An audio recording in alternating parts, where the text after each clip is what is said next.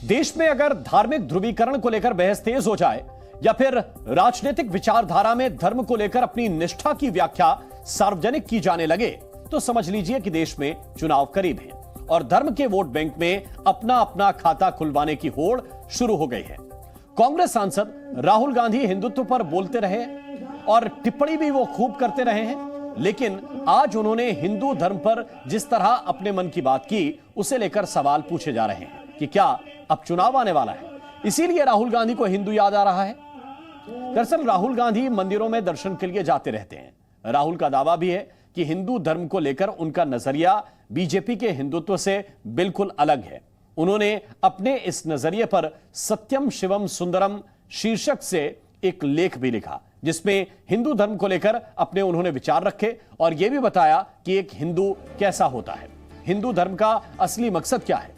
राहुल ने यह लेख सोशल मीडिया प्लेटफॉर्म एक्स पर भी साझा किया है। राहुल गांधी ने हिंदू धर्म के ऊपर करीब 1.5 पेज का यह लेख लिखा जिसमें उन्होंने दावा किया कि हिंदू धर्म को किसी राष्ट्र के दायरे में बांधकर रखा नहीं जा सकता। राहुल गांधी अपने सत्यम शिवम सुंदरम पाठ में लिखते हैं कि हिंदू धर्म को किसी राष्ट्र या भूभाग विशेष से बांधना उसकी अवमानना है। यहां अवमानना का मतलब अपमान भी कह सकते हैं। हिंदू धर्म को कुछ सांस्कृतिक मान्यताओं तक सीमित करना एक अल्प पाठ होगा, यानी हिंदू धर्म को सीमित अर्थों में समझना गलत होगा। राहुल इसके आगे लिखते हैं कि जीवन प्रेम और उल्लास के साथ भूख और भय का महासागर है और जो व्यक्ति भय की तह में यानी कि भीतर तक जाकर इस महासागर को सत्यनिष्ठा से देखने का साहस करता है वही हिंदू है। राहुल गांधी के मुताबिक हिंदू इतना कमजोर नहीं होता कि डरकर क्रोध, हिंसा, घृणा या हिंसा का उसी तरह से जवाब देने का माध्यम बन जाए। उन्होंने आगे लिखा कि कमजोर की रक्षा का कर्तव्य ही हिंदू का धर्म होता है। राहुल यह भी लिखते हैं कि हिंदू धर्म सत्य को अंगीकार करने का एक मार्ग है जो किसी एक का नहीं है, यानी एक हिंदू के बतौर सत्य को जीवन का हिस्सा बनाना ही हिंदू धर्म के रास्ते पर चलना है। राहुल ने लिखा है कि हिंदू धर्म का मार्ग हर उस व्यक्ति के लिए सुलभ है जो इस पर चलना चाहता है। तो कुछ इस तरह से राहुल गांधी अपने लिहाज से हिंदुत्व की परिभाषा बता रहे हैं और व्याख्या कर रहे हैं। दरअसल इस साल के अंत तक 5 राज्यों में विधानसभा चुनाव होने वाले हैं जिनमें छत्तीसगढ़, मध्य प्रदेश और राजस्थान भी हैं। कहा जाता है कि इन 3 राज्यों के वोटिंग पैटर्न में धर्म की भी बड़ी भूमिका होती है। छत्तीसगढ़ और राजस्थान में कांग्रेस की ही सरकार है, लेकिन बीजेपी का मुकाबला करने के लिए कांग्रेस एक एक कर अपने सारे घोड़े खोल रही है, जबकि मध्य प्रदेश में तो कांग्रेस बीजेपी से सत्ता वापस लेने के लिए रणनीति बना रही है। अब जाहिर है कि राहुल का यह हिंदू लेख ऐसे समय में आया है जब चुनाव बहुत ही नजदीक है और इसीलिए इस लेख को चुनाव की रणनीति का हिस्सा भी माना जा रहा है। हिंदू धर्म को किसी राष्ट्र या भूभाग विशेष से बांधना उसकी अवमानना है, इसी लेख में राहुल गांधी लिखते हैं और यह भी लिखते हैं कि हिंदू धर्म को कुछ सांस्कृतिक मान्यताओं तक सीमित करना उसका अल्प पाठ होगा। उन्होंने यह भी लिखा कि जीवन प्रेम और उल्लास का, इसके साथ ही भूख और भय का महासागर है। अब राहुल गांधी के हिंदू धर्म की इस व्याख्या को उनकी पार्टी के 2 सहयोगी दलों का पूरा समर्थन मिला।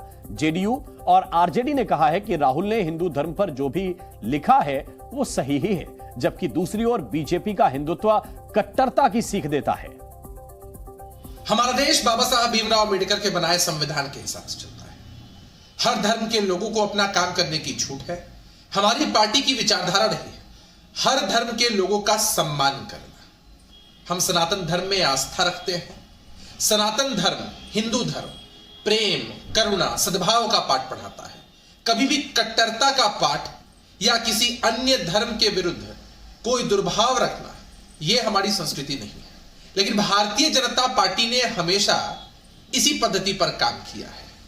कट्टरता दिखाने की कोशिश की है, तनाव पैदा करने की कोशिश की है और जब इंडिया गठबंधन के नेता सकारात्मक संदेश देश की जनता को देना चाहते हैं तब इनके पेट में दर्द होना शुरू हो जाता है।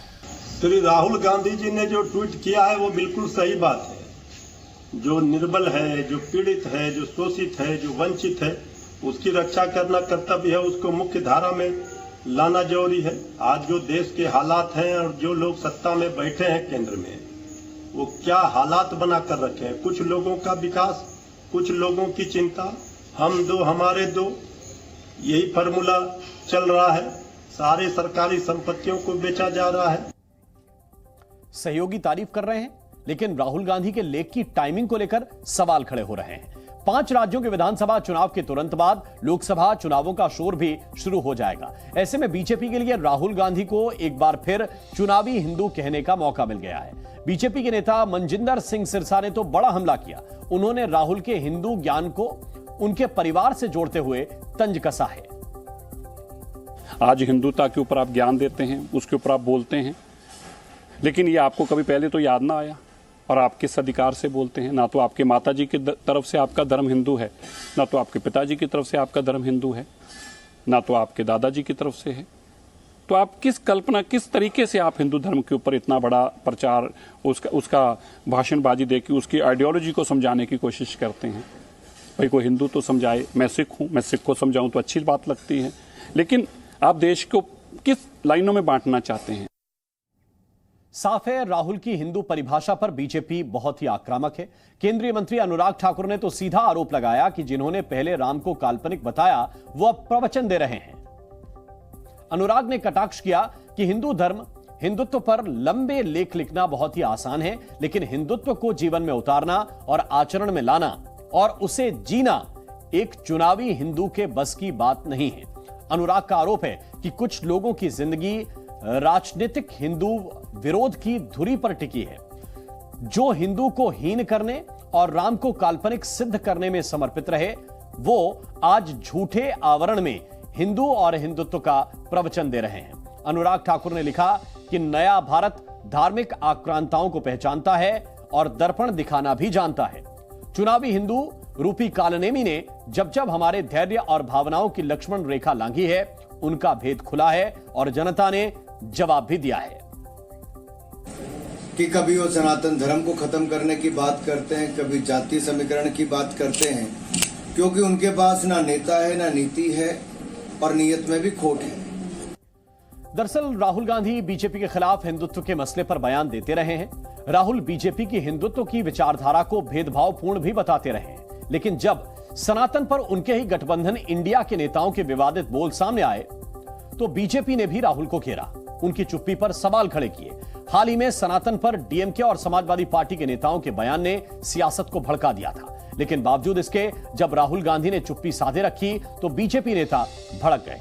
तमिलनाडु सरकार में मंत्री उदयनिधि स्टालिन ने सनातन पर विवादित टिप्पणी की थी और सनातन को किसी बीमारी की तरह मिटा देने का बयान दिया था। तब राहुल गांधी चुप रहे। डीएमके सांसद ए राजा ने भी सनातन पर भड़काऊ बयान दिया और इसे पूरी दुनिया के लिए खतरा बताया था, तब भी राहुल कुछ नहीं बोले। बीजेपी ने ए राजा के बयान को उनके गठबंधन इंडिया का मानसिक दिवालियापन भी कहा था। विपक्षी गठबंधन के नेताओं की ओर से सनातन पर विवादित टिप्पणी के बाद बीजेपी ने इसे मुद्दा बना लिया। राहुल गांधी हिंदू धर्म को परिभाषित कर रहे हैं, लेकिन बीजेपी का आरोप है कि राहुल अपने गठबंधन के नेताओं को ही नसीहत नहीं दे रहे हैं। हालांकि कई ऐसे मौके भी आए जब राहुल ने सार्वजनिक तौर पर खुद को हिंदू बताया। मैंने कल बोला था, मैं शिव का भक्त हूँ, मैं सच्चाई में बिलीव करता हूँ। आपने शिव जी की फोटो देखी होगी, ये आपने देखा है, ये सिंबल देखा है आपने, शिव जी की फोटो में देखा है। इसका मतलब क्या है? आप कहेंगे आशीर्वाद। आशीर्वाद नहीं है, ये अभय मुद्रा है। जो राम भगवान थे, उनकी एक सोच थी, उनके दिल में एक भावना थी, उनका जीने का तरीका था। वो सबका आदर करते थे, वो नफरत किसी से नहीं करते थे। राहुल गांधी सत्यम शिवम सुंदरम के दर्शन के जरिए अच्छे हिंदू का दर्शन समझा रहे हैं, लेकिन राहुल महिला आरक्षण के बहाने ओबीसी कार्ड खेलने से भी नहीं चूक रहे। राहुल संसद से लेकर अपनी रैलियों तक में मोदी सरकार से यह पूछ रहे हैं कि महिला आरक्षण में ओबीसी महिलाओं की हिस्सेदारी क्यों नहीं है और सरकार में फैसले लेने वाले नौकरशाहों में ओबीसी अधिकारियों की भागीदारी क्यों नहीं है। राहुल ने तो यहां तक दावा किया कि 2024 में कांग्रेस की सरकार बनी तो ओबीसी को उनका हक भी दिया जाएगा और जातिगत जनगणना भी कराई जाएगी। सब लोग कहते हैं हिंदुस्तान में ओबीसी है, दलित है, जनरल है, आदिवासी है, मगर जब हम सवाल पूछते हैं ओबीसी कितने हैं, जनरल कितने हैं, दलित कितने हैं, आदिवासी कितने हैं, कोई जवाब नहीं दे पाता। देखो मैं पूछता हूं, भैया ओबीसी कितने हैं हिंदुस्तान में? कोई नहीं दे सकता। तो मैं ये कह रहा हूं कि अब वो समय आ गया है कि हमें हिंदुस्तान का एक्सरे करना है। यह पता लगाना है कि अगर 90 अफसर हिंदुस्तान को चला रहे हैं और उसमें से 5% भागीदारी ओबीसी को मिल रही है, तो क्या ओबीसी की आबादी 5% है क्या? हमारा पहला काम कास्ट सेंसस होगा और जैसे ही हमारी सरकार आएगी हम देश को बता देंगे इस देश में कितने ओबीसी हैं, कौन से कितने जात की आबादी है।